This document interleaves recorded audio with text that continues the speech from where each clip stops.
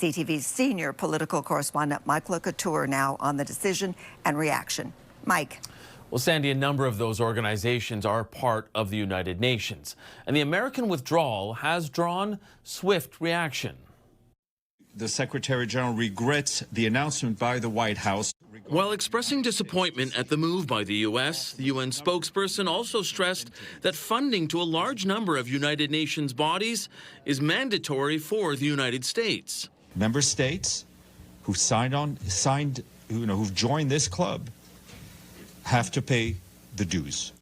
The U.S. is the top contributor to the international body's budget, but the UN says Washington currently owes some $1.5 billion. Now, in a memo shared by the White House, the decision to withdraw the U.S. from 66 UN and international organizations came after a review of which ones are thought to be contrary to the interests of the United States.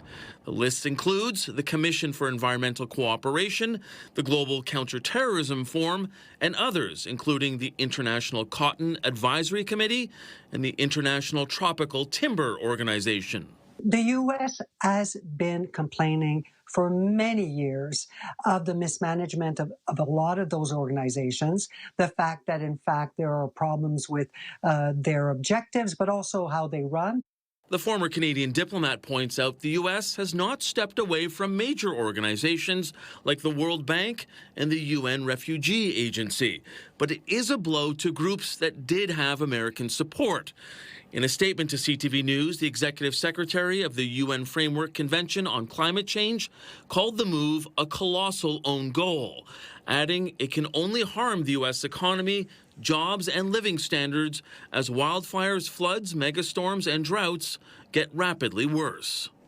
While the Canadian government hasn't commented on the U.S.'s move, a spokesperson for the Chinese Foreign Ministry said the value of international organizations lies in upholding shared interests, not national self-interest.